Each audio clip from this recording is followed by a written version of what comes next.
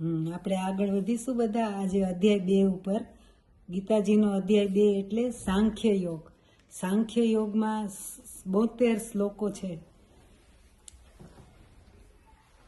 આ અધ્યાયમાં શ્રી કૃષ્ણ અર્જુનને દેહ અને આત્મા અલગ છે તે વિશે જ્ઞાન આપે છે. સાથોસાથ માનવનો જીવનો સહજ ધર્મ કોને કહેવાય, અલિપ્ત કેમ રહી શકાય અને પોતાના કલ્યાણ કઈ રીતે કરી શકાય તે વિશે જ્ઞાન આપે છે. આ સમજાવતા શ્રી કૃષ્ણ કહે છે, હે અર્જુન, શરીર નશ્વર છે, જેનો જન્મ છે તેનું મૃત્યુ છે, પણ આત્મા અમર અથવા શાશ્વત છે. તે શસ્ત્રથી હણાતો નથી, અગ્નિથી બળતો નથી કે પાણીમાં ગળતો નથી. ભગવાન શ્રી કૃષ્ણ અર્જુનને કહે છે, હે પાર્થ, અત્યારે રણભૂમિમાં આ તને કેવો શોખ થયો છે કે તું તારું ગાંડિયું મૂકીને પાછળ બેસી ગયો છે. આ મારા છે, મારા જ ભાઈઓ છે એવું માનવું તારું મોહનું કારણ છે. એક જાતનું મમત્વ છે, માટે મારા તારાનો ભેદ એક અજ્ઞાન છે. વળી તું બધાને હણનારો અને તે બધા હણાનારા એવું તું માને છે તે મિથ્યા ભેદ છે. કારણ કે તું આ રાજાઓ કોઈ કાળમાં ન હતા અથવા હવે પછી રહેવાના નથી એવું છે જ નહીં. વળી આગળ વધીને શ્રી કૃષ્ણ અર્જુનને સમજાવે છે કે દરેક જીવે તેની સામે આવતા સહજ કર્મને અને પોતાના સ્વધર્મને બરાબર નિભાવવો જોઈએ. અહીંયા શ્રી કૃષ્ણે અર્જુનને સ્વધર્મનું મહત્વ સમજાવ્યું છે. મિત્રો, સ્વધર્મ એટલે શું? એક શિક્ષક પોતાના વિદ્યાર્થીઓને દિલ લઈને ભણાવે તે શિક્ષકનો સ્વધર્મ થયો. કે દરજી પોતાનો સંચો સરસ ગાતા ગાતા ફેરવે તે તેનો સ્વધર્મ થયો. જેનું સહજ સાતત્ય એક જ કર્મ હોય, જેમ કે વેપારીને ધંધો કરવાનો હોય, નોકરિયાતને નોકરી કરવાની હોય, તો તે તેનો સ્વધર્મ થયો કહેવાય. અને તે સ્વધર્મમાં જ જીવનની પ્રગતિ શક્ય બને. દાખલા તરીકે પાણી કરતાં દૂધ ગમે તેટલું સારું હોય, પરંતુ માછલી દૂધમાં જીવી ન શકે. તેણે પાણીમાં જ રહેવું જોઈએ અને તરવું જોઈએ. આમ પાણીમાં તરવું એ માછલીનો સહજ ધર્મ કહેવાય. જ્યારે પાણીને બદલીને દૂધમાં જાય તો તે પરધર્મ થયો કહેવાય. અત્યારે યુદ્ધ કરવું તે અર્જુનનો સ્વધર્મ અથવા ક્ષત્રિય ધર્મ ગણાય. તે ન કરવું તે જ નિર્બળતા છે. માટે હે અર્જુન, ઉઠ, ઊભો થા, મારા તારાનો શોક છોડી તારો ધર્મ બજાવ અને પુરુષાર્થ કર. આ પુરુષાર્થ શબ્દ સાથે વળી ભગવાને પણ આગળ વધીને સમજાવ્યું કે પુરુષાર્થ કઈ રીતે કરવો. અર્જુન પણ પૂછે છે કે પુરુષાર્થ કઈ રીતે કરવો જોઈએ તે મને વિસ્તારથી સમજાવો કૃષ્ણ. ત્યારે કૃષ્ણ કહે છે કે તું તારું કામ કર. કામ કરતી વખતે કર્મ કરવું એ તારો અધિકાર છે, પણ એ કર્મનું ફળ એમાં તારો હેતુ ન જો. માનો કે હું પૂજા કરું પણ પછી એમ કહું કે આ પૂજા કરવાથી મને આટલું મળી જાય, તો એ પૂજાનો ફળ અને એ પૂજાનું મમત થયું. માટે કર્મ કરવું જોઈએ, પણ કર્મ ફળ તરફ આસક્તિ ન હજો અને કર્મ દરમિયાન સમત્વ રહે. એટલે કે કર્મ પૂરું થઈ ગયા પછી જીવને જીત મળે કે પરાજય મળે, યશ મળે કે અપયશ મળે, એનો વિચાર કર્યા વિના સાક્ષી ભાવે કર્મ થાય એને સંભાવ અથવા એને જ યોગ કહેવાય. ભગવાન સમજાવે છે કે સહજ સામે આવી પડેલા કર્મથી કદી ભાગવાનું નથી, પણ પૂરો પુરુષાર્થ કરવાનો છે. એ પુરુષાર્થના ફળ તરીકે પછી ભલે માન મળે કે અપમાન, જય મળે કે હાર. કારણ કે કર્મ કરવામાં જીવનો અધિકાર છે, પરંતુ કર્મ ફળ વિશે કદાપી નહીં. આ રીતે સમતામાં રહી કરેલ પુરુષાર્થ જ બુદ્ધિને સ્થિર કરી શકે છે અને યોગને સાધી શકે છે. અર્જુન પૂછે છે કે હે કૃષ્ણ, તો સ્થિર બુદ્ધિ કોને કહેવાય તે મને સમજાવો. ત્યારે ભગવાન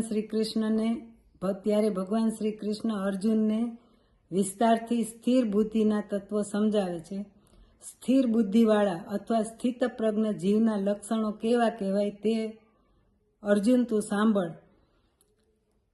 સ્થિર બુદ્ધિવાળો જીવ જેનો આનંદ અંદરથી આવતો હોય, આનંદ માટે જે બહાર ભટકતો કે ફાંફા મારતો ન હોય, બહારની વસ્તુઓ કે વ્યક્તિઓ ઉપર જીવનો આનંદનો આધાર ન હોય, જેમ કે તુલસીદાસે કહ્યું છે ને કે સ્વાંત સુખાય રઘુનાથ ગાતા.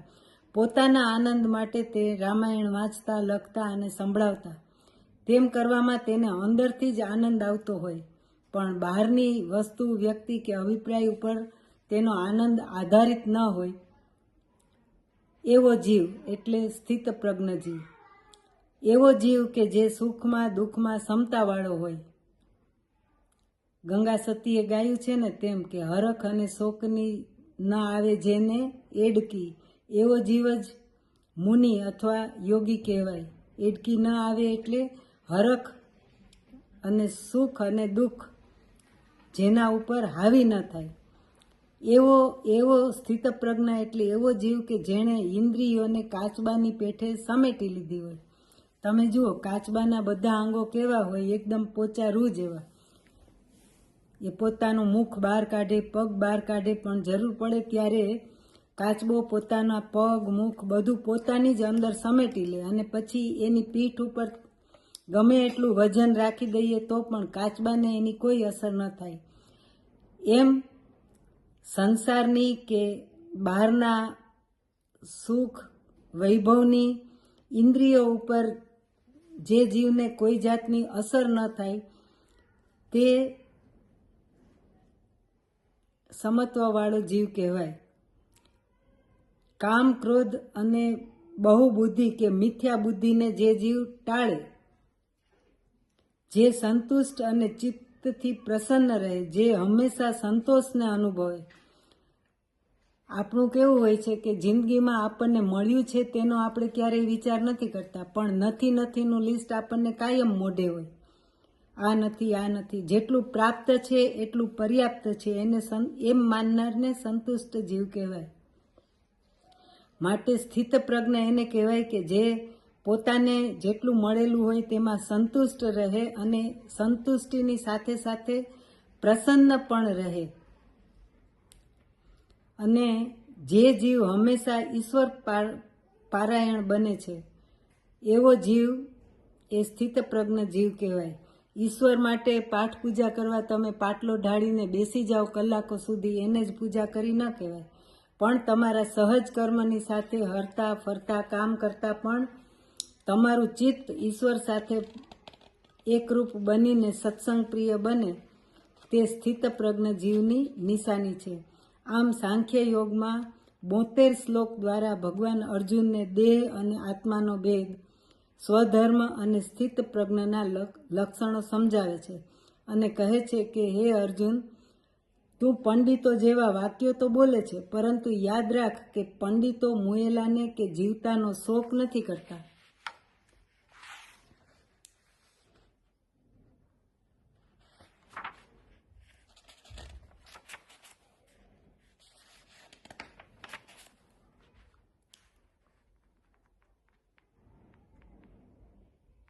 જે પુરુષ સર્વ કામનાઓને છોડીને મમતા રહિત, અહંકાર રહિત, સ્પૃહા રહિત જીવે છે તે શાંતિ પામે છે.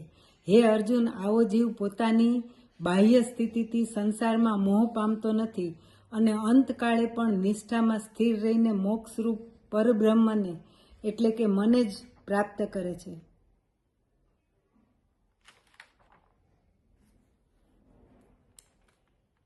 તો મિત્રો, આ બધી વાતો જે છે, સહજ કર્મ, પુરુષાર્થ,